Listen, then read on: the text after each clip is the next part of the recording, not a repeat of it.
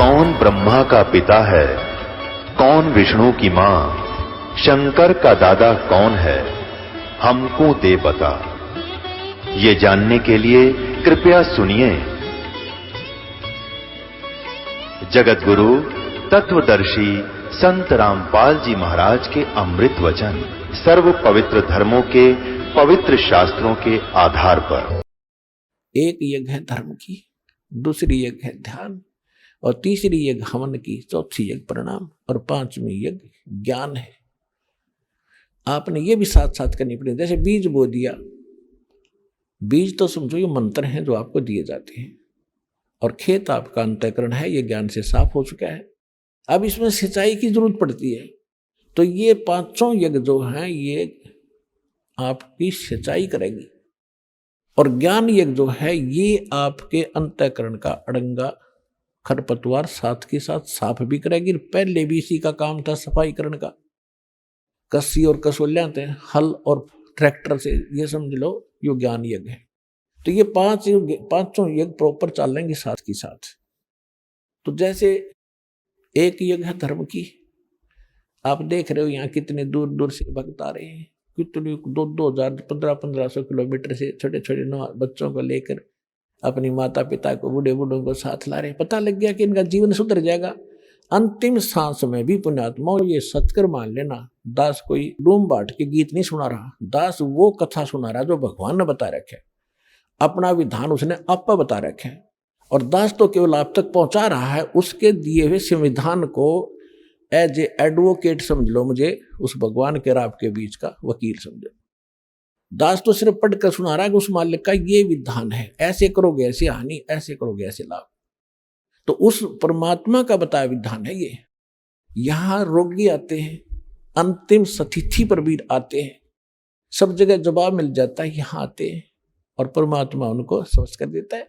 अब यहां बहुत से केस ऐसे देखे हैं, दीक्षा ले गए, आराम हो गया, वहां आ गया पड़ोसी या कोई बीमार का पता करने रिलेटिव आ जाते हैं, कोई बुआ आ गई, कोई बहन आ गई, उसने जैसा ज्ञान है वो जरूर आकर कहेगी, क्योंकि वह न सोचा है मेरा भाई बहन भाभी मर ना जा, और मुझ वो जो ज्ञान पता है उसने फाइनल मान रही है, वो कहे कि चल वहां झाड़ा लगाते हैं, झाड़ा और लगा ले।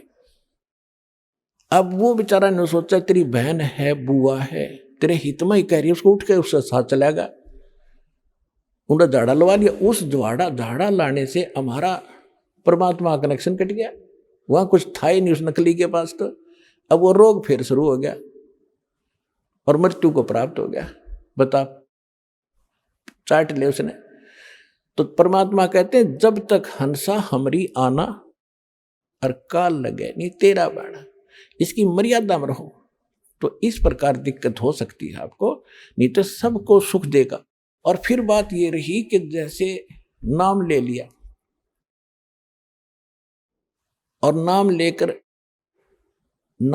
लिया, नाम लेने के बाद भी जब मृत्यु हो जाती है, ये समझ लो उसका मानव शरीर मनुष्य जीवन गारंटीड है उस भगवान के दरबार में। 9 महीने 10 महीने के बाद फिर आ लेगा नया कपड़ा पहन के, और फिर भक्ति शुरू हो जाएगी। और यदि मर्यादा में रहेगा तो मोक्ष होगा, स्वस्थ भी होगा और मोक्ष होगा, दोनों काम होंगे। तो ये वो सच्चा स्थान है।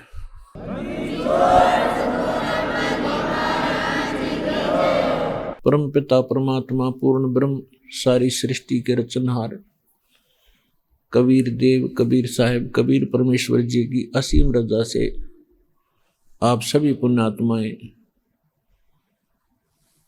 सतलोक आश्रम बरवाला में परमात्मा की महिमा सुनने के लिए उपस्थित हो पाए। और भी जिन पुण्यात्माओं के सत्संग सुनने को मिलता है, चाहे किसी डीवीडी सीडी के माध्यम से या किसी टीवी चैनल के माध्यम से, धन भाग है वो प्राणी। क्योंकि सत्संग सुनने से इस जीव को अपने मनुष्य जीवन के कर्तव्यों का ज्ञान होता है। जब तक हम सत्संग नहीं सुनते हैं तो अपनी परंपरागत सभी क्रियाओं को अंतिम मानकर उसी में संलग्न होते हैं और दृढ़ता के साथ उसी कार्य को कर रहे होते हैं। तो सत्संग सुनने से ज्ञान होता है कि मानव शरीर किस लिए प्राप्त हुआ था और हम कैसे यहां आए हैं, हम क्यों जन्म और मर रहे हैं, क्यों इतने कष्ट भोग रहे हैं। कोई पशु बना है, कोई पक्षी बना है। मानव शरीर में कोई प्राणी सुखी है ही नहीं। यदि कोई अपने आप को सुखी मान रहा है, उसकी भारी भूल है। कबीर परमात्मा ने आकर बताया है कि तुम ऐसे गंदे लोक में रह रहे हो जहां पर आपका एक श्वास का भी भरोसा नहीं है कि कब आप यहां से चले जाओ। और फिर आप ऐसे यहां पर बड़ी बड़ी कोठियां बना के, लंबा चौड़ा परिवार बना के खुश हो जाते हो कि मेरा वंश चल गया, मेरी बहुत बड़ी संपत्ति बन गई। ऐसे प्रमाण देखने को मिलते हैं कि एक्सीडेंट के अंदर पूरा का पूरा परिवार नष्ट हो जाता है। सन 2026 जनवरी 2000 के अंदर एक भूकंप आया था गुजरात के अंदर। सभी अपने घरों में गणतंत्र दिवस की झांकियां देखने के लिए अपने टेलीविजनों के पास बैठे थे। सरकारी छुट्टी थी। जिन कोठियों को बनाने में 3-3 पीढ़ियां लग गई, वो 3-3 पीढ़ी उसी दिन समाप्त होगी, खत्म होगी, एक भी नहीं बचा। तो यहां परमात्मा याद दिलाते हैं, अरे बोले मानुष कहां बैठा है, तूने बहुत घनी भांग पी रखी है इस काल की। कबीर साहब कहते हैं, कबीर ये माया अटपटी और सब गटान अड़ी, किस किस न समझाऊं या कुएं भांग पड़ी। फिर इसका विकल्प बताते हैं परमात्मा कि तू यहां का रहने वाला नहीं है, तेरा अपना स्थान सतलोक है। सतलोक माने अविनाशी नगर, अविनाशी देश। उस सतलोक के अंदर चल, वहां तुझे कोई आपत्ति नहीं आवेगी, ना वह भूकंप है, ना वह अकाल है। सदाबहार सब फल फ्रूट मेवा और सभी ये वहां बाग बगीचे झरने बह रहे हैं। तो पुण्यात्माओं, हमें आज तक कोई ये बताने वाला मिला ही नहीं था कि इसके अतिरिक्त भी कोई स्थान है जहां हम जा सकते हैं। हमने स्वर्ग सुने थे, स्वर्ग, और उसको हम बहुत उत्तम स्थान माने थे। अब परमात्मा के ज्ञान से, इस रोशनी से पता चला कि ये स्वर्ग क्या है। ये सबसे बड़ा धोखा है इस जीव के लिए। स्वर्ग वो स्थान है जैसे किसी बड़े शहर में बड़ा होटल हो, जिसमें सब बकवादे हो, नाचने गाने वाली हो, गुटी सूटी लाने के लिए सारी व्यवस्था हो, बढ़िया खाना पीना हो, और जब तक वो होटल में रहता उसे कोई काम नहीं। घंटी बजाई और सारी सुविधा हाजिर पाई। लेकिन वहां कौन जा सकते हैं? धनी व्यक्ति। और फिर वहां क्या करते हैं वो धनी व्यक्ति? अपनी पूंजी का नाश करके, जेब कटवा के, खाली करके, फिर मुंह लटका के अपने फिर कर्म क्षेत्र में पुण्य आते हैं। ये स्वर्ग ऐसा बताया परमेश्वर कबीर जी ने, जैसे गर्मियों के दिनों में आप शिमला चले जाते हो 2 महीने, वो भी कौन जा सके? जो सेठ साहूकार पैसे वाले होंगे, धनी, और 50,000 रुपये ले जाएंगे, होटल में कमरा किराए पर लेंगे और सब अपनी जेब से सब खर्चा करेंगे, और 2 महीने में वो 50,000 रुपये खत्म हो जाएंगे, जेब खाली हो जाएगी। फिर मुंह लटका के वापस वहीं आएंगे। तो 10 महीने तक फिर वो अटपट करके पैसे जोड़ो। अगले वर्ष हो सकता है वो पैसे ना बने, 2 महीने के लिए फिर वहां टाइम पास करने के लिए। तो परमात्मा ने बताया है कि यहां जितने भी ऋषि मुनि, साधु संत, साधक जो साधना किया करते थे और वो स्वर्ग में चले जाते थे। स्वर्ग एक बहुत बड़ा होटल है, वहां पर सब बकवासे हैं और अपने ही उस पुनों की पूंजी से वो सब वहां अपना खर्च किया करते थे और जब उनकी पूंजी समाप्त हो जाती थी उनको धक्का मार के बाहर निकाल दिया जाता है, फिर नरक में डाले जाते थे। अब परमात्मा ने वो स्थान बताया है कि जहां जाने के बाद आप कभी लौटकर संसार में नहीं आओगे। ये हमारे सदग्रंथों में यह स्थान विद्यमान था, इसके बारे में विवरण था, लेकिन हमारे धर्म गुरु उसको स्पष्ट नहीं कर सके क्योंकि उनको कंप्लीट स्पिरिचुअल नॉलेज नहीं था, संपूर्ण अध्यात्म ज्ञान नहीं था। वो हमें कहाँ लगाए रखा है उन्होंने? श्री ब्रह्मा जी को तो हम ये पूज्य बताते ही नहीं थे, श्री विष्णु जी और शंकर जी को, श्री दुर्गा जी को और बाकी अन्य सभी देवी देवताओं को, हनुमान जी को, भैरव और भूत बतालों को, इन सबको पुजवा रहे थे। और कोई एकाध ही किसी की बुद्धि जाती थी जो ब्रह्म तक की साधना करते थे और वो अपने आप को सबसे श्रेष्ठ मानते थे। अब परमात्मा के तत्व ज्ञान से पता चला कि ये जो ब्रह्म कौन है? ये तो काल है, 21 ब्रह्मांड का स्वामी है, जिसने आपको यह महाकष्ट दे रखा है, अपने स्वार्थ वश रोक रखा है। ये था वो ब्रह्म। तीन देव को सब कोई ध्यावे, उस चौथे देव का मर्म न पावे। चौथा छोड़ पांचवें को ध्यावे, कहे कबीर सो हम पर आवे। तो परमात्मा कहते हैं कि इन तीन देवताओं को तो सभी पूजते हैं और चौथे का कोई एकादा ही यानी इस ब्रह्म को बहुत ही कम जानते हैं और चौथे को भी छोड़ पांचवा यानी स्वयं परमात्मा है, उनको छोड़कर जो हम पर आते हैं कहते हैं उनका फिर जन्म मरण नष्ट हो जाता। जिनको पांचवें का ज्ञान हो जाता वो हमारे पास आ जाते हैं। तो पुण्यात्माओं, उस परमेश्वर ने स्वयं आकर हमें ये ज्ञान दिया है कि एक और स्थान है जहां कोई दिक्कत नहीं, कभी मृत्यु नहीं होती। जैसे श्रीमद् भगवत गीता पवित्र हिंदू धर्म के श्रद्धालुओं के लिए एक अनमोल ग्रंथ है और बहुत ही आदरणीय ग्रंथ रहा है। हमारे धर्मगुरु इसी को नहीं समझ सके ये संकेत क्या कर रहे हैं। ये कहते रहे श्री कृष्ण जी ने गीता जी का ज्ञान दिया। यदि हम ये मानकर चलें कि श्री कृष्ण जी ने गीता जी का ज्ञान दिया, वैसे तो श्री कृष्ण जी के शरीर में प्रवेश करके इस काल भगवान ने ब्रह्म ने ये ज्ञान बताया। जैसे कोई भूत प्रेत प्रवेश करके दूसरे की बॉडी में अपना ज्ञान दे देता है। जैसे ब्रह्मा कुमारी पंथ है, ये माउंट आबू पे ये एक भूत का चलाया हुआ है।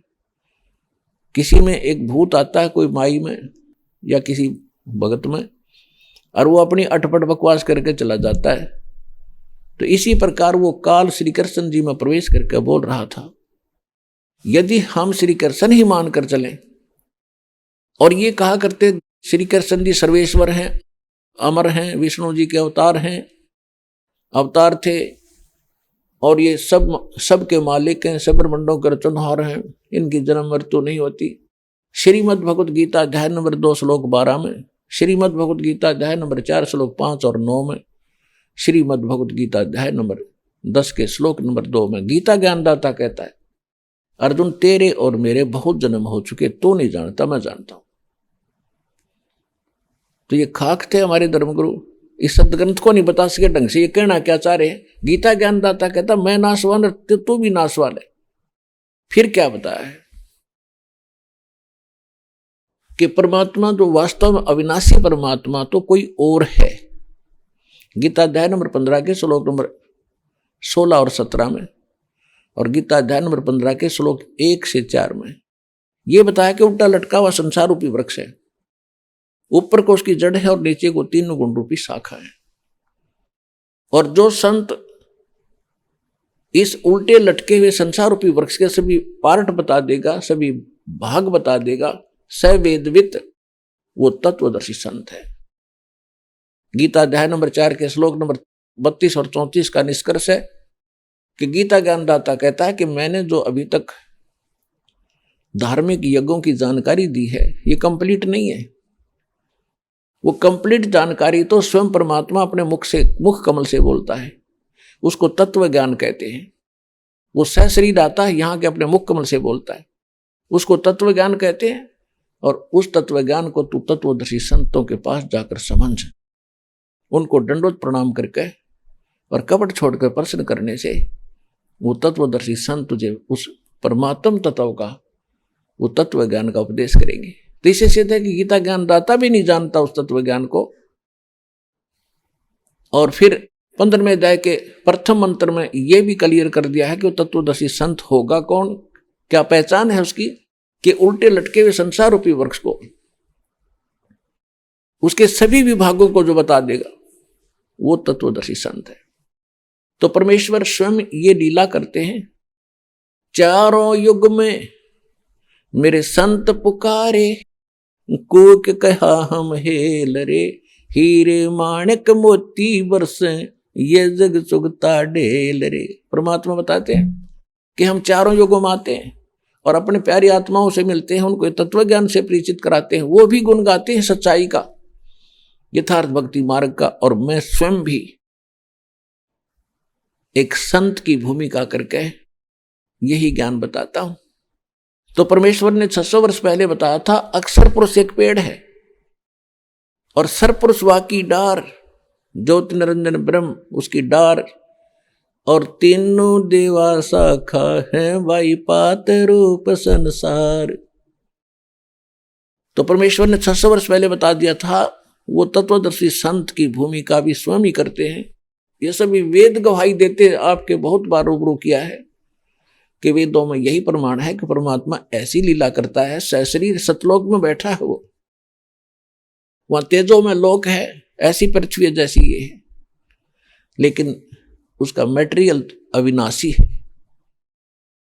और वहां परमात्मा की भी अविनाशी है, वहां रहने वाले सभी यहीं की तरह सृष्टि है, बाग बगीचे हैं, सभी वहां पर नर और नारी करके सभी भक्त हैं, परमात्मा की भक्ति करते हैं, आराम से रहते हैं, कोई राग द्वेष नहीं है। और परमात्मा वहां से चलकर सहशरीर आते हैं, अच्छी आत्माओं को मिलते हैं, उनको तत्व ज्ञान से परिचित कराते हैं, जिस कारण से वो एक प्रसिद्ध कवि भी कहलाते हैं। और वो परमात्मा एक अद्वितीय ज्ञान का आविष्कार करते हैं, यानी वो नया ज्ञान बताते हैं जो पहले कभी किसी ने सुना नहीं होता। तो उस समय परमेश्वर ने आकर बताया था कि अक्षर पुरुष एक पेड़ है और सरपुरुष वा की डार और तीनों देवा शाखा हैं, ये पात रूप संसार। अब गीता अध्याय नंबर 15 के श्लोक नंबर 16 और 17 में 3 पुरुषों की फिर से जानकारी दी है, सरपुरुष और अक्षर पुरुष। इस संसार में 2 पुरुष सुने जाते हैं। सरपुरुष ये 21 ब्रह्मांड का स्वामी ज्योति निरंजन काल, ये ब्रह्म है जिसका ओम नाम है। और अक्षर पुरुष ये 7 संग ब्रह्मांड का स्वामी है। और ये दोनों और इनके अंतर्गत जितने प्राणी आते हैं ये सभी नाशवान हैं। जीवात्मा तो किसी की भी ना मरती, गधे कुत्ते की भी नहीं मरती, वो तो विषय ही अलग है। फिर 15वें अध्याय के 17वें श्लोक में तुरंत कहा कि उत्तम पुरुष है तू अन्य परमात्मा इति उदारत है। यह लोक धर्म अविश्य विवर्ती अवैश्वर है। जो इन दोनों से कोई अन्य है वो उत्तम पुरुष, पुरुषोत्तम, श्रेष्ठ भगवान, जिसे परमात्मा कहा जाता है। परमात्मा का अर्थ होता है श्रेष्ठ आत्मा, जो केवल सुख दे, दुख नहीं दे सकता। और यहां सुख नाम की चीज नहीं, केवल दुख ही दुख दे रखा है, ये परमात्मा नहीं है जहां आप रह रहे हो। ये लोक परमात्मा का नहीं, ये तो काल भगवान का लोक है। फिर बताया है कि वो तीनों लोकों में प्रवेश करके सबका धारण पोषण करता है। जैसे उल्टे लटके हुए संसार रूपी वृक्ष की जड़ें होती हैं, जड़ों से ही पूरे वृक्ष को आहार मिलता है, उसका पोषण होता है। इसी प्रकार वो जो जड़ रूपी मूल जो परमात्मा है, जो सबका धारक पोषक है, वो परम अक्षर ब्रह्म है, वो परम अक्षर पुरुष है, वो असंख्य ब्रह्मांड का स्वामी है। वो स्वयं परमेश्वर कबीर देव जी हैं, कबीर साहब हैं, जो काशी में धानक रूप में आए थे, दुल्हा रूप में आए थे। जैसे संसार रूपी वृक्ष को जड़ों से ही सबका उसका पोषण होता है, इसी प्रकार गीता अध्याय नंबर 15 के श्लोक नंबर 17 में कहा कि यह लोक धर्म अविश्य विवर्ती, जो तीनों लोकों में प्रवेश करके सबका धारण पोषण करता है, स अवैश्वर है, वो वास्तव में अविनाशी परमात्मा है। अपने आत्माओं यहां भ्रम पैदा कर देते हैं कुछ मूर्ख कि गीता अध्याय नंबर 15 के श्लोक नंबर 18 में गीता ज्ञानदाता कहता है कि मैं पुरुषोत्तम हूं और सब इन मेरे अंतर्गत जितने प्राणी हैं मैं उनसे उत्तम हूं। ये यहां क्या कहना चाहता है कि मेरे 21 ब्रह्मांड के अंदर जितने मेरे अंतर्गत प्राणी हैं उनसे मैं श्रेष्ठ हूं, उन तक तगड़ा हूं, ताकतवर हूं, जो चाहे सो कर दूं इनके लिए। इसलिए मैं लोक वेद के आधार से, लोक वेद माने दंत कथा कही सुनी, इन बातों से मैं पुरुषोत्तम प्रसिद्ध हो रहा हूं। पुरुषोत्तम तो प्रसिद्ध कर दिया 15वें अध्याय 17वें श्लोक में, तो कोई और है। अब लोकवेद क्या होता? सुनी सुनाई कथाएं। जैसे हमने सुन रखा था कि ब्रह्मा विष्णु महेश अविनाशी है, इनके कोई माता पिता नहीं है, यह था लोकवेद, दंत कथा, बकवाद, झूठी कहानी। और अब पता चला इतिहास से, इनकी जीवनी से कि नासवान है, इनकी जन्म मृत्यु होती है, इनकी माता दुर्गा और पिता ये ज्योत स्वरूपी निरंजन काल है। हमारे सदग्रंथ भी बताते हैं और परमात्मा ने जो सुख संवेद दिया उसमें तो कंप्लीट स्पिरिचुअल नॉलेज है, उसके अंदर सारा ये विवरण मिला। तो वो लोकवेद के आधार से हम मान रहे थे ब्रह्मा विष्णु महेश से ऊपर कोई शक्ति नहीं, ये तो शक्ति के सबसे निम्न स्तर के देव हैं। इसके बाद तो शक्तियां शुरू होती है। तो पुण्यात्माओं, परमात्मा ने दया करी, सतगुरु आए दया करी, ऐसे दीन दयाले, बंदी छोड़ वृतास कहा, जठर अग्नि प्रतिपाल। गरीबदास साहब जी कहते हैं सतगुरु आए दया करी, उस परम पिता ने आपका ऊपर मेहर करी, दया करी, ऐसे दीन दयाल उन्होंने आकर यह ज्ञान दिया कि एक और स्थान है। गीता अध्याय नंबर 15 के श्लोक नंबर 4 में कहा है, और गीता अध्याय नंबर 18 के श्लोक नंबर 62 में भी कहा है, 66 में कहा है कि अर्जुन तू सर्वभाव से, गीता ज्ञानदाता कह रहा है, तू सर्वभाव से उस परमेश्वर की शरण में जा, उसकी कृपा से ही तू परम शांति को और सनातन परम धाम शाश्वत स्थान को, उस परमेश्वर की कृपा से ही तो उस शाश्वत स्थान को, सतलोक को, शाश्वत माने अविनाशी और स्थान माने धाम कहो, लोक कहो, स्थान कहो, उस अविनाशी लोक को प्राप्त होगा। गीता अध्याय नंबर 15 के श्लोक नंबर 4 में कहा कि उसके पश्चात तत्वदर्शी संत के प्राप्त होने पर उस तत्व ज्ञान से अज्ञान को काट कर उसके पश्चात परमेश्वर के उस परम पद की खोज करनी चाहिए, जहां जाने के बाद साधक फिर लौटकर कभी संसार में नहीं आते। गीता अध्याय नंबर 18 के श्लोक नंबर 66 में गीता ज्ञानदाता कहता है कि अर्जुन तो मेरे सतर की जो भक्ति है, सर्वधर्मान परित्यज्य माम, मेरे सतर का जो ओम नाम का जाप और यज्ञ आदि तू करता है, ये मुझे दे दे यदि तूने उसकी शरण में जाना है तो। पुण्यात्माओं, गीता ज्ञानदाता कंप्लीट स्पिरिचुअल नॉलेज नहीं रखता, उसने तो बता दिया है कि तत्वदर्शी संत बताएंगे, उनसे पूछो। तो तत्वदर्शी संत स्वयं परमात्मा ही आते हैं और दूसरा कंप्लीट स्पिरिचुअल नॉलेज नहीं दे सकता। तो उस परमेश्वर ने इस दास को अब भेजा है अपना कंप्लीट स्पिरिचुअल नॉलेज दे करके। तो ये दास वो तत्वदर्शी संत है आज विश्व में, और कोई नहीं है और ना ही आगे होगा।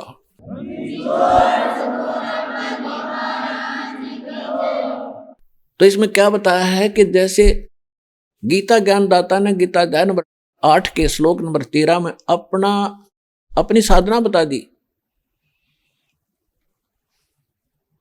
ओम इति एकाक्षरम ब्रह्म व्यवहारण माम अनुस्मरण ये प्रियाति तजन देहम सयाति परमाम गतिम। मुझ ब्रह्म की, गीता ज्ञानदाता ब्रह्म है, इसमें स्पष्ट भी हो गया है कि मुझ ब्रह्म का केवल एक ओम मंत्र है, नथिंग एल्स, और नहीं कुछ भी। और जो अंतिम श्वास तक इसका सेवन करता हुआ शरीर छोड़कर जाता है तो वो परम गति को प्राप्त होता है। कौन सी परम गति को? जो ओम से होती है, ओम के जाप से ब्रह्मलोक प्राप्त होता है।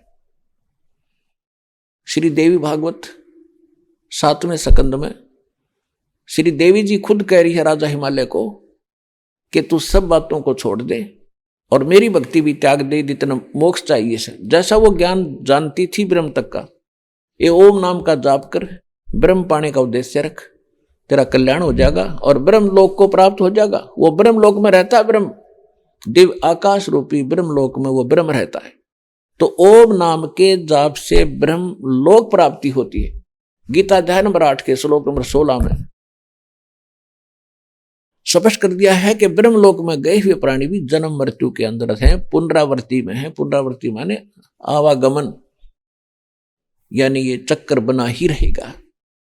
तो इसलिए तो उसने कहा कि तू उस सर्वभाव से उस परमेश्वर की शरण में जा और उसके लिए तत्वदर्शी संतों की खोज कर। तो यहां कहने का भाव ये है कि गीता ज्ञानदाता ने अपना मंत्र बता दिया ओम।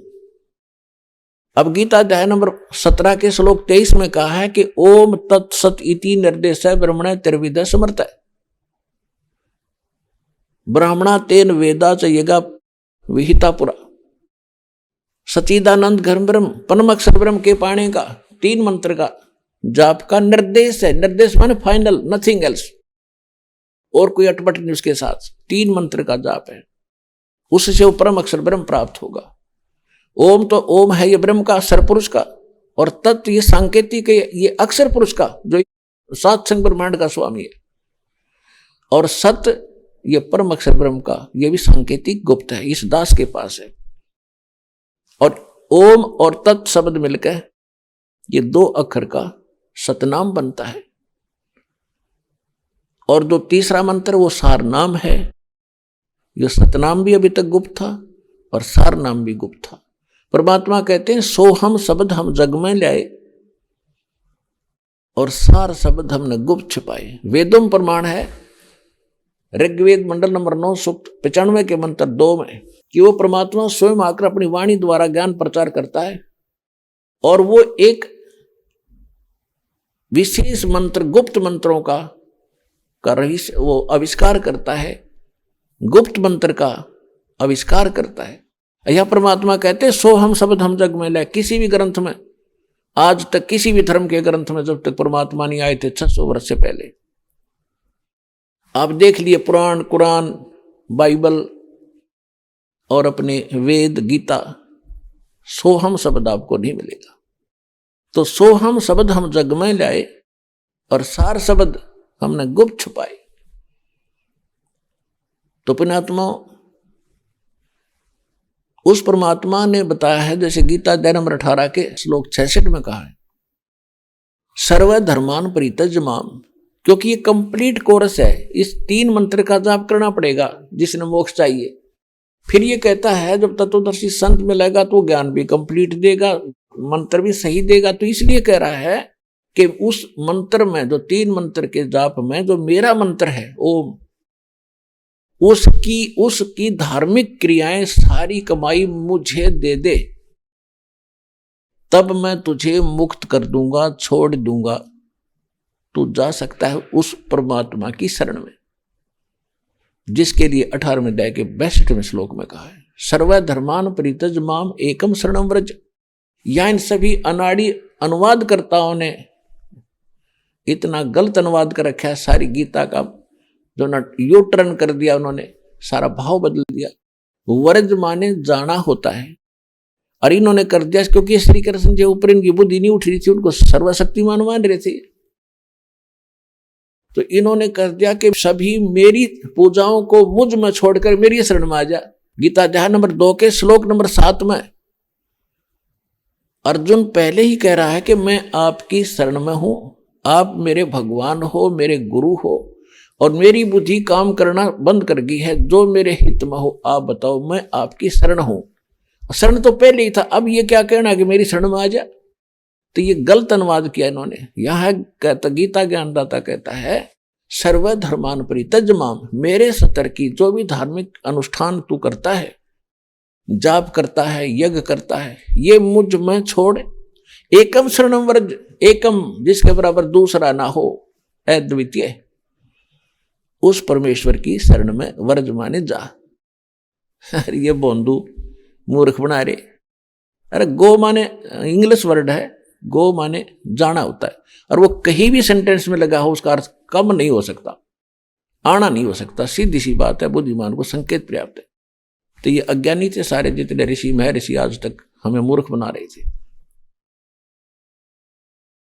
तो ये क्या कह रहा है कि सर्व धर्मान परित्यज्यमाम, मेरे सतर की सभी मेरे पूजाओं को मुझे छोड़ दे, फिर उसकी शरण में जा। अहम तवा सर्व पापे वो मोक्षामी मासुच, मैं तुझको सभी पापों से मुक्त कर दूंगा, तू चिंता ना करे। अब हम कैसे अपनी गलती करते रहे, हम क्या करते थे, ओम नाम के जाप की, और इन सभी यज्ञ जो करते थे हम पांचों, ये इसकी कमाई को हम कहां बर्बाद कर देते थे, इसके महास्वर्ग में चले जाते थे, ब्रह्मलोक में। वहां महास्वर्ग है, वहां बड़ा होटल है, ज्यादा खर्चा, ज्यादा बकवादे, तो वहां हम हजारों हजारों वर्षों तक रहे, इतनी कमाई करके, और वो पूंजी नाश होगी, पटक दिए धरती पर, बन गदा।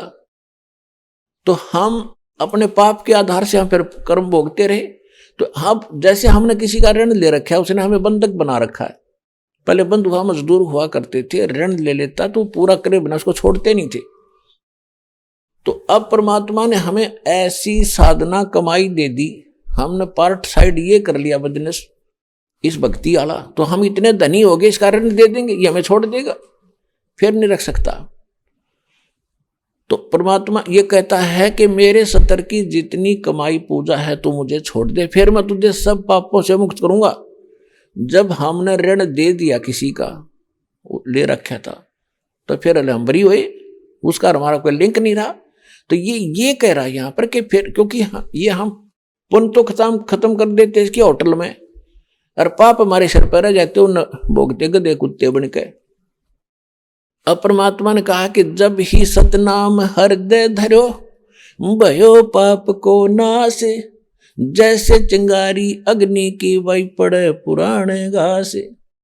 कि सतनाम जब दूंगा आपको, इसके बाद आपके पाप ऐसे जल जाएंगे जैसे ढेर सारा घास सूखा पड़ा हो, उसमें एक माचिस की सीख लगा दी जाए, जलकर राख हो जाता है, और चलती है तेज हवा उसको उठाकर पता नहीं कहां फेंक देता है। तो आपके असंख्य जन्मों के ढेर बने पड़े पापों के, अब आपको औषधि मिली है जिससे ये फूके जाएंगे, अब ये जलेंगे सारे। तो उन पापों को तो मालिक के इस नाम से समाप्त हो जाएगा, फिर रह जाएंगे पुण्य। इसके सतर के हम इसको दे देंगे, ये हमें ऋण मुक्त कर देगा। इस गीता अध्याय नंबर 18 के श्लोक नंबर 66 का ये विश्लेषण है। और ये गलत कहा करते थे, मेरी शरण में आ जा, मैं तुझे पापों से मुक्त कर दूंगा। ये कोरी बकवाद गढ़ा करते, सदग्रंथ इन्होंने समझा नहीं, ये अज्ञानी थे सारे के सारे। तो पुण्यात्माओं, अभी तक हमें कोई ये बताने वाला नहीं था कि इस जन्म मृत्यु का कोई विकल्प भी है, और जो क्रिया हम कर रहे हैं, जहां यहां व्यवस्था करने जा रहे हैं, इससे भी कोई अच्छी व्यवस्था है। अब ये तो आपने मानना पड़ेगा, यूनिवर्सल ट्रुथ है, आप यहां नहीं रहोगे। कोई 10 वर्ष में, कोई 20 वर्ष में, कोई 100 वर्ष में जाना सबने पड़ेगा। और जो संपत्ति आपकी है वो आपकी नहीं है। और ये भी एक अध्यात्म ज्ञान के अंदर ये भी प्रमाण है कि एक समय इस पृथ्वी पर कुछ नहीं रहेगा, सब खत्म होंगे। तो इस आधार को भी मान लीजिए कि फिर कहां रहोगे, फिर भूत प्रेत बनकर चक्कर काटते रहोगे जब तक दूसरे ब्रह्मांड में दोबारा सृष्टि स्टार्ट नहीं होगी, फिर ये धक्के खाने यहां पर। दूसरा ये है कि आज कितनी बड़ी संपत्ति आपकी है वो आपकी नहीं है, आपने त्याग कर जाना पड़ेगा। और फिर तीसरा इसका विकल्प ये है कि मान लीजिए आप किसी शहर या गांव में रह रहे हो, और आपके पास एक कोठी भी है, एक कार भी है, और थोड़ी बहुत और व्यवस्था है, कोई 2-4 किले जमीन भी है, और आपको कहीं पर ऐसा इसी पृथ्वी पर ऐसा स्थान मिल जाए, 100 एकड़ जमीन हो, 4 गुनी बढ़िया कोठी हो, माई ट्यूबवेल लगा हुआ हो, बाग लगा हो, आपको कोई ये कहे कि इसने छोड़ और चल तुझे वहां अलॉट करता हूं, 2 मिनट भी ना लावे, 2 मिनट तुरंत त्याग उड़ जा बैठेगा। तो यही व्यवस्था है कि यहाँ की जो घटिया व्यवस्था है, ये तो आपकी वैसे भी नहीं है। और सतलोक परमात्मा ने बताया है वहां आपके महल जहां पहले रहा करते थे वो खाली पड़े। परमात्मा भटक रहे हैं, तुम गलती करके आगे, लेकिन वो हमारे पिता हैं। कहते हैं बच्चे गलतियां कर देते हैं, माता पिता फिर भी उनके पीछे ही फिरते रहते हैं। तो परमात्मा कहते हैं मैं रोवत हूं सृष्टि को, और सृष्टि रोवे मोहे, गरीबदास इस योग को समझ नहीं सकता खोए। परमात्मा कहते हैं जो जन मेरी शरण है ताका हूं मैं दास, और गेल गेल लग गया फिर जब तक धरती आकाश। तो परमात्मा आपके पीछे फिर रहे हैं। 600 साल पहले गली गली में घूमा करते थे एक तारा लेके, और गली में खड़े होकर के आवाज लगाने लग जाते थे। परमात्मा अपनी महिमा आप सुनाया करते थे, जिस कारण से वो कवि कहलाए। और वहां बताया करते थे मन ने की कर ले 2 दिन का मेहमान, मन ने की कर ले 2 दिन का मेहमान। अपने आत्माओं, परमात्मा अपने बच्चों के लिए कैसे भटक रहे होते हैं। अब प्रत्येक आत्मा को परमात्मा की आवश्यकता है। इसको जब तक कोई प्रेरित नहीं करता तब तक ये उसी व्यवस्था को फाइनल मान रहा है। बस चलो खेत में, चलो नौकरी पर, चलो दुकान पर, चलो मजदूरी पर, बनाओ खाओ सो जाओ, हाँ फिर चलो, फिर पड़ जाओ, फिर मर जाओ। तो जब परमात्मा जाते थे, आत्मा परमात्मा के लिए भटक रही है। काल ने इस मन को, एजेंट को इसके ऊपर प्रधान बना दिया। इसको ये बकवादम लगाए रखता, चल सिनेमा देखेंगे, ला ले गोटी, बना ले मीट, चल वहां घूम के आते, सैर सपट्टे करके आते, चल वहां फलाना करते, कोठी बना ले, कर्जा ले लिया, फिर सिर में दर्द हो गया, वो कर्ज नींद आने देनी। और वहां जाकर भगवान क्या कहा करते थे, मन ने की कर ले 2 दिन का मेहमान, मन ने की कर ले 2 दिन का मेहमान। जोरू लड़का कुटुंब कबीला, 2 दिन का तन मन का मेला। जोरू पत्नी, जोरू लड़का कुटुंब कबीला, 2 दिन का तन मन का मेला। अंत समय उठ चले अकेला, ये तज माया मडान, मन ने की कर ले 2 दिन को मेहमान, मन ने की कर ले 2 दिन का मेहमान। कहाँ से आया कहाँ जाएगा, कहाँ से आया कहाँ जावेगा, तन छूटे तब कहाँ समावेगा। कहाँ से आया कहाँ जावेगा, तन छूटे तब कहाँ समावेगा। आखिर तुझको कौन कहेगा, गुरु बिन आत्म ज्ञान, मन ने की कर ले 2 दिन का मेहमान, मन ने की कर ले।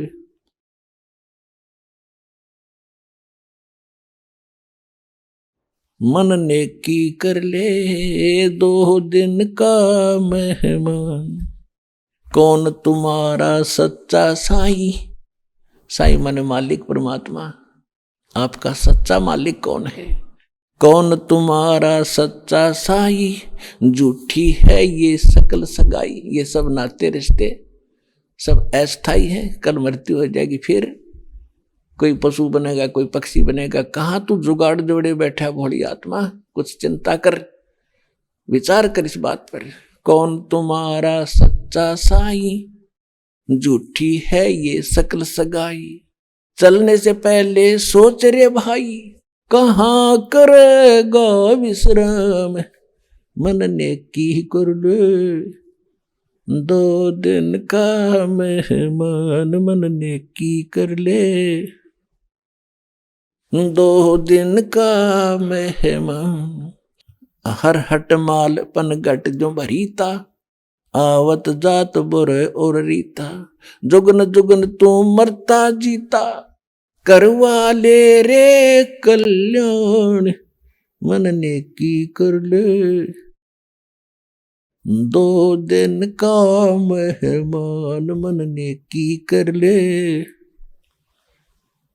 2 दिन का मेहमान। 184 की सह तरासा, ऊंच नीच घर लेता बासा।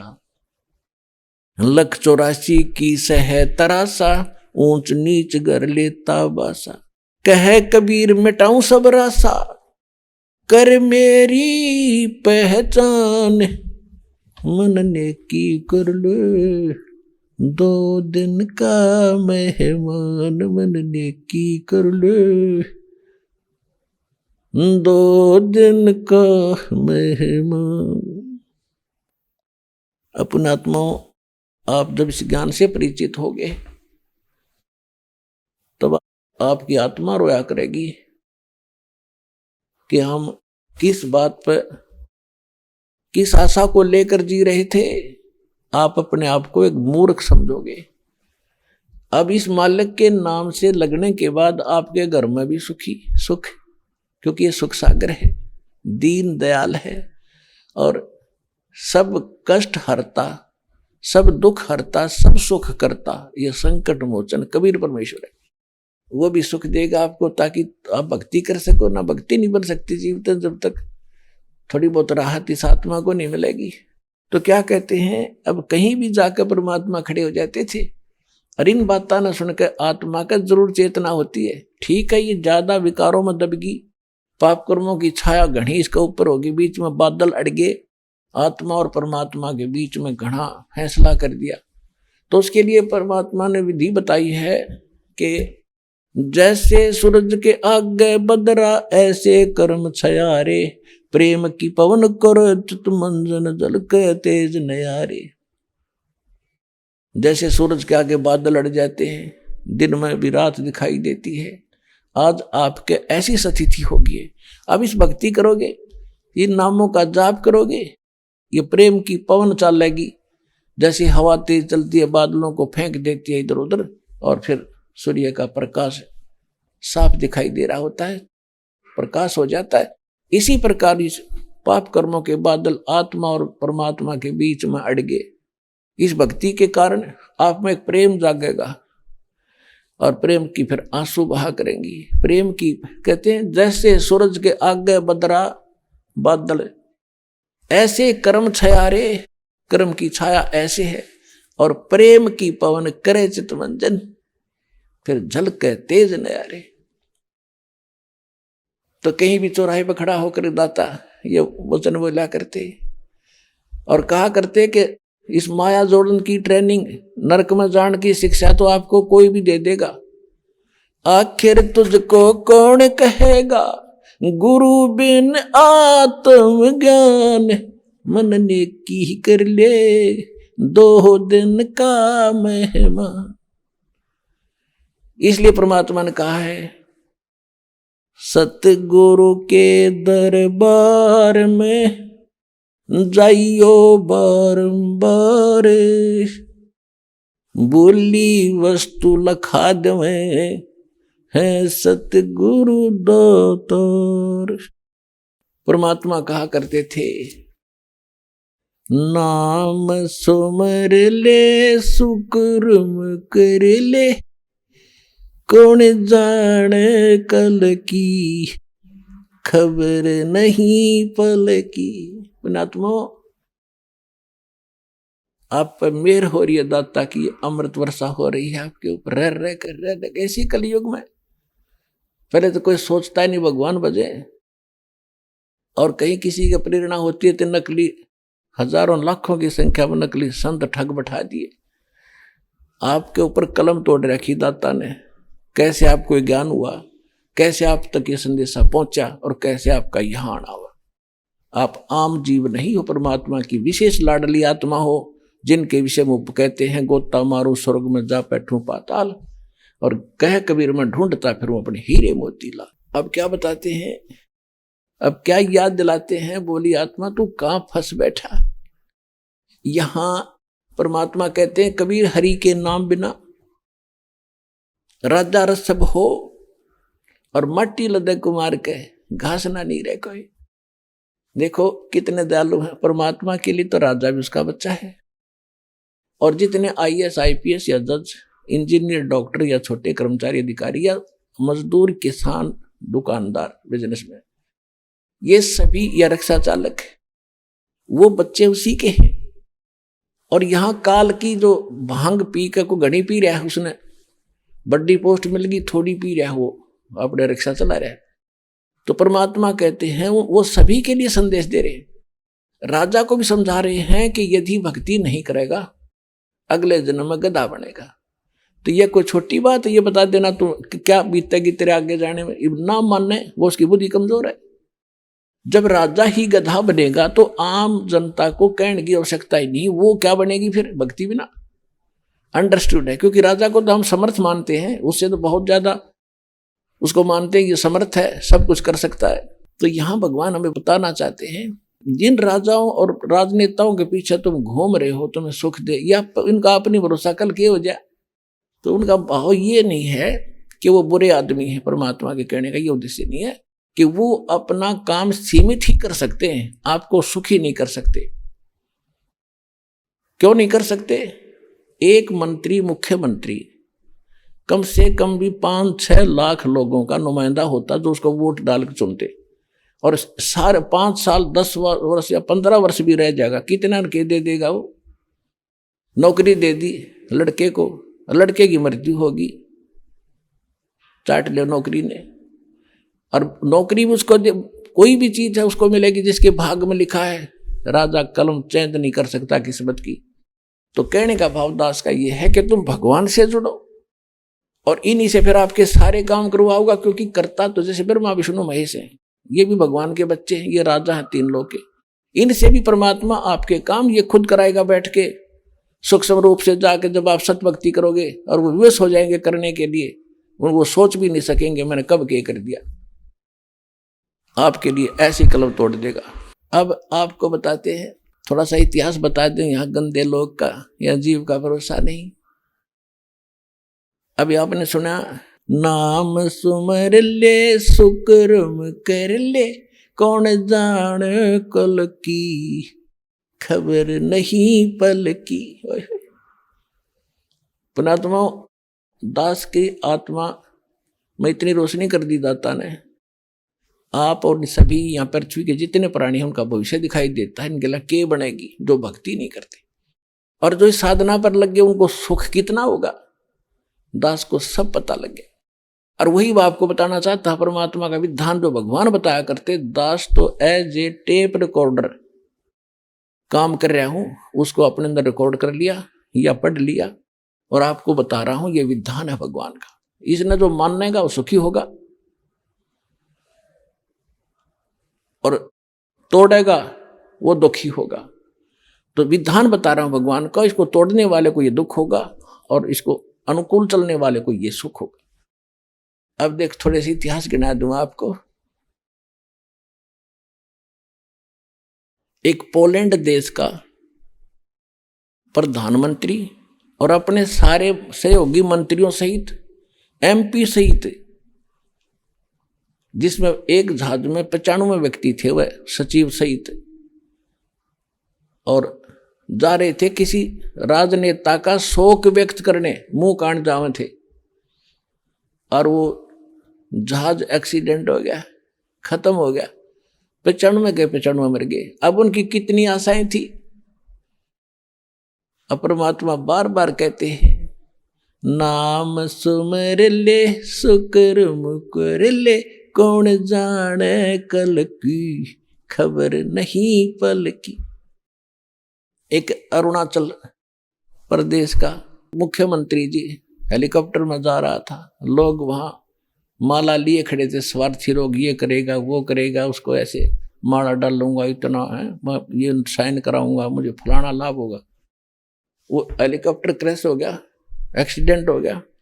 7 दिन में लाश पाई थी, उन्हें गिद्दड़ घसीट रहे थे। बताइए इन लोगों के आसरा तुम लिए बैठे हो, परमात्मा याद दिलाते हैं। ऐसे एक आंध्र प्रदेश का मुख्यमंत्री ऐसे ही हेलीकॉप्टर के एक्सीडेंट हो जाने से मृत्यु को प्राप्त हुआ। 3 दिन में 100 पाया था उसका। तो परमात्मा याद दिलाते हैं, तुम मेरी शरण में लगो। राजनेताओं पर आपत्ति आती है तो वो भी तो भगवान की तरफ ही चलते हैं, तुम्हें सीधा ही भगवान मिल रहा। तो कहने का भाव ये है कि अपना मालिक पर भरोसा करके देखो, आपको सारा सुख देगा। अगर मैं इतिहास ज्ञान लागू इस पिछले अपने भक्तों के जो परमात्मा ने रजा बख्शी है, तो एक अलग विषय शुरू हो जाएगा। एक भक्त है यहाँ पर सुरेश दास डिगलते हैं, वहां पर सेवा करता है, जो भंडारे का सामान जमा करते हो आप। इसकी पत्नी यशवंती नाम बेटी का मृत्यु को प्राप्त होने वाली थी, प्रेतवादा से पीड़ित। सुरेश ये शराब पीवनरी, छोटे छोटे बच्चे थे, और इस बेटी का जबान बंद हो गई थी। इस बहन का भाई डीएसपी हरियाणा पुलिस में, एक भाई एडवोकेट, सारा दिखा ली, कति धक्के खा लिए कि ठीक नहीं। तब किसी भक्त ने उस भाई को बताया, इसके डीएसपी को, हमारे भक्त ने, जब थक लिए तब यहाँ लेके आए, इसको नाम लिया। कति अगले दिन वह बोलने लगी, जुबान ठीक होगी। सुरेश भगत ने शराब छोड़ कर देवता बन गया। उसके बच्चे बचपन से सेवा करने लगे थे। जब वो पढ़ लिख कर युवा हुए, एक ही दिल्ली पुलिस की भर्ती में दोनों सिलेक्ट हो गए। एक तो यहाँ आया हुआ बच्चा और एक और नौकरी पे है, आज वो छुट्टी लेकर आया हुआ। तो परमात्मा क्या नहीं कर दे, एक ना पैसा ला गया, नहीं किसी की सिफारिश की जरूरत नहीं।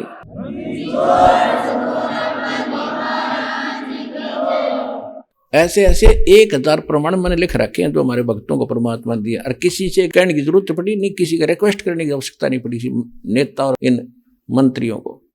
तो कहने का भाव ये, इनको स्वतंत्र छोड़ो। ये तो रोड राड बनाने के आदमी थे, तब इनको पाछे लाग दिए। सड़क बनवा दो, और की तो दिक्कत है, उनको कहो भाई गांव साज ला, यूँ काम करो ताकि कुछ कर भी दे। 100 झूठ बोलना, एक का काम नहीं कर सकते। या अपने कर्म बिगाड़े, तुम न गेल ला रे। तो मुझ दास की प्रार्थना है, भगवान विश्वास करके देखो, और कैसे ठाठ करेगा। अब परमात्मा सब कुछ कर सकता है। अब हम ये सोचते हैं कि डॉक्टर ही ठीक करेंगे, नहीं, भगवान करेगा, वो होगा। एक हार्ट स्पेशलिस्ट यानी हृदय रोग विशेषज्ञ डॉक्टर जींद में एक भगत बता रहा था, मेरा मित्र था, वो कह रहा था, मैं उसके पास आता जाता था और मैं उसको कहा करता कि डॉक्टर जी नाम ले लो, तो वो कहता था ना, ये जिक्र भी ना करा कर, मन ये बात भी अच्छी नहीं लगती, भगवान है नहीं, कहाँ है भगवान, किसने देखा है। यानी नास्तिक बना दिया हमारे कुछ साइंस ने। और मैं ऐसे ऐसे हार्ट ऑपरेशन कर देता हूं, और भगवान कहाँ है फिर। और वो कहा करता वो डॉक्टर के मेरे पास इतनी माया है, मुझे खुद नहीं मालूम कौन से बैंक में कहाँ कितनी है। और वो खुद हार्ट का मरीज, हार्ट स्पेशलिस्ट और दिल का मरीज, दिल का विशेषज्ञ।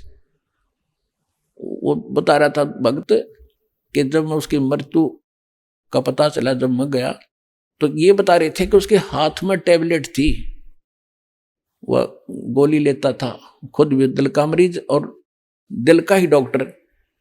कहता है ना, गोली फांकने नहीं पाया, हाथ में पाई उसके, और गिलास हाथ में, नौका मर गया। अब चाट ले उस हार्ट विशेषज्ञ ने। तो कहने का भाव ये दास का कि भगवान से बड़ा कोई नहीं है। परमात्मा से पाकर थोड़ा सा ज्ञान या थोड़ी सी झूठी माया को कि जीव भगवान बोलन लग गया, दास ये कहता है भगवान ना बोलो, ठीक है, रोग है, दवाई लेते रहो, और दवाई भी परमात्मा की कृपा से काम करेगी। जिनके कर्म बिगड़ जाते हैं, औषधि रिएक्शन शुरू कर देती हैं गोलियां, और फिर जब इस नाम पर जुड़ोगे आप, जो भी भक्ति से आपके कर्म संस्कार खत्म होने लगेंगे, पाप कर्म।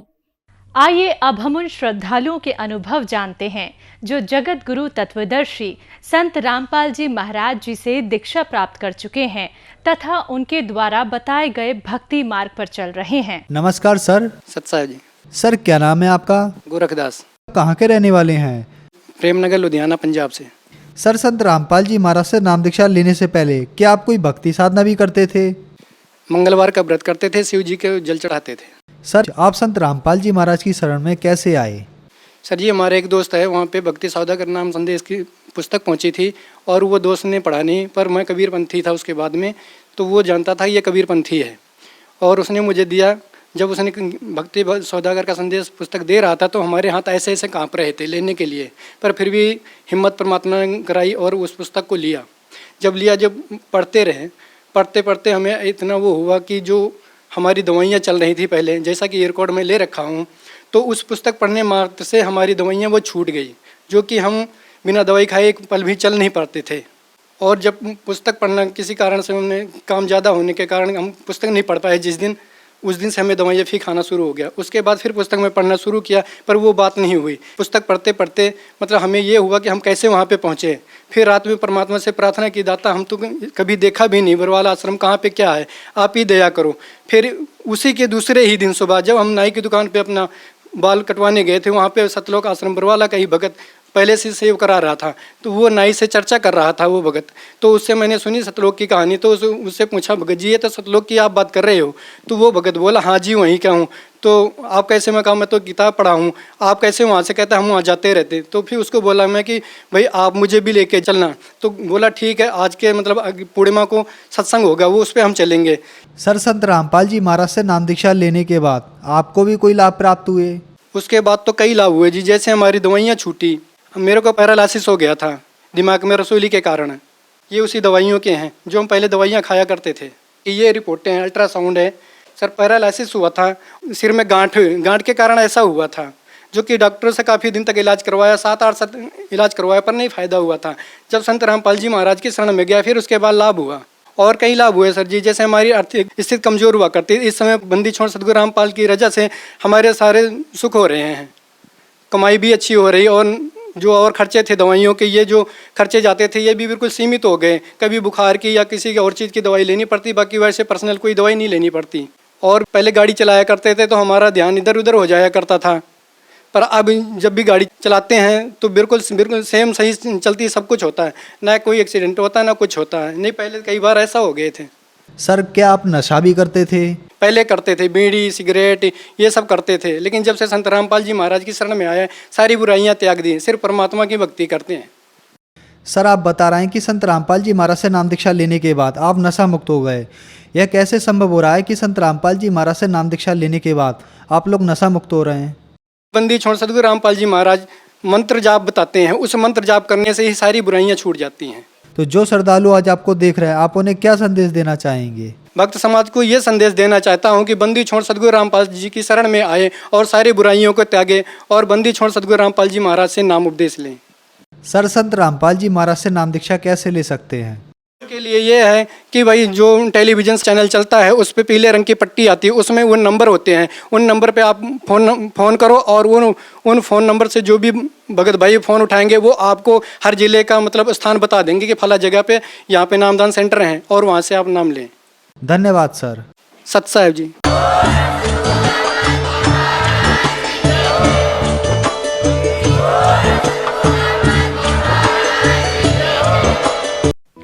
आप सुन रहे थे जगत गुरु तत्वदर्शी संत रामपाल जी महाराज के मंगल प्रवचन। अधिक जानकारी के लिए संपर्क करें।